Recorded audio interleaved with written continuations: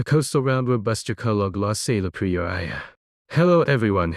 Today I'd like to talk about a tiny plant that grows on coastal rocks. Plain minus looking, dull minus colored and short in stature, it easily blends in with sea laver undulva, almost unobtainable at first glance. Yet this ordinary seaweed was once widely known among coastal families as a powerful remedy against roundworm. Its name is Caloglossalaprioraya, recorded in supplement to Compendium of Materia Medica. It is also commonly called roundworm or Chinese red algae. Let's first look at its appearance. After the tiber seeds, you can find it on sea-washed rocks, gaps and breakwaters, and even the shaded sides of mangrove trees. It grows in dense clusters, each plant merely 1 to 4 centimeters tall. Fresh ones are purplish-red or dark purple, resembling dark seaweed, and turn dark blue-black or pure black after sun-dry. It features flat, narrow ribbon-shaped fronds with irregular forked branches that tend to constrict at the joints. RHIs always grow on the underside of the branches, clinging firmly to rocks like tiny hands, so it won't be washed away by waves. It mainly matures and reproduces from spring to summer. This seaweed is widely distributed along China's southeastern coast, including Guangdong, Fujian and Zhejiang provinces. Most local coastal residents have known it since childhood, especially elderly fishermen. Its most renowned effect is expelling roundworms. As documented in Supplement Compendium of Materia Medica, it treats intestinal parasitic infestations in children and helps discharge worms effectively. In the old days when medical resources were scarce, especially in remote fishing villages and islands, modern dental methods were hardly accessible, yet roundworm infections were prevalent. When children suffered severe stomachaches caused by parasites, experienced elders would gather Caloglossalaprioraya from rocks, boil it into herbal water, or fry it with eggs. In most cases, the worms would be expelled the next day. Modern scientific research has found that it contains L-canic acid, the core active ingredient for deworming. In vitro experiments show that its decoction first agitates then paralyzes roundworms.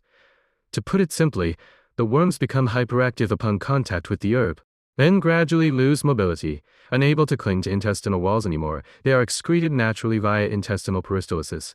Its clinical deworming rate can reach up to 80%. However, it has a drawback: its egg clearance rate is relatively low, around 20%.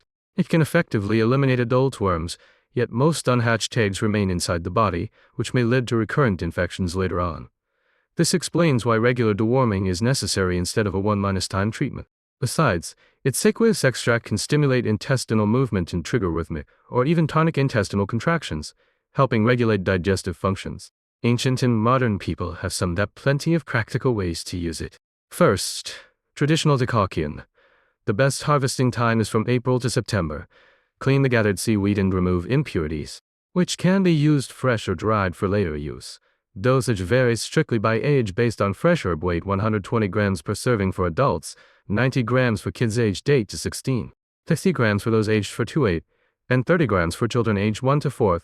Strict age-base dosage is essential due to physical differences among youngsters. Second, concentrated liquid preparation. Simmer 500 grams of dried Caloglossalaprioraya in water 3 times. Mix all the filtered decoctions and concentrate them into 500 milliliters of liquid. Recommended dosage: 5 ml for kids aged 2 to 5, 10 ml for 6 to 10 years old, 15 ml for 11 to 15 years old, and 20 ml for people above 16. Take it on an empty stomach twice a day, either before bedtime and before breakfast, or at 9 And for Third, dietary therapy. Stir-fry fresh Caloglossalaprioraya with salt and oil like ordinary greens, or chop it up and fry with eggs, which is more acceptable for children. Another method is to grind dried herb into fine powder and mix it with flour to make cookies, allowing kids to take it easily as snacks. As for side effects, no remedy is entirely risk-free, though it is low in toxicity and generally safe.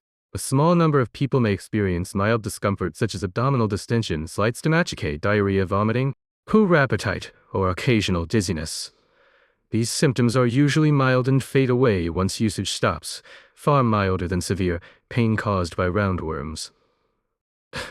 Nowadays, roundworm infections have become much less common, so people rarely need this herb anymore.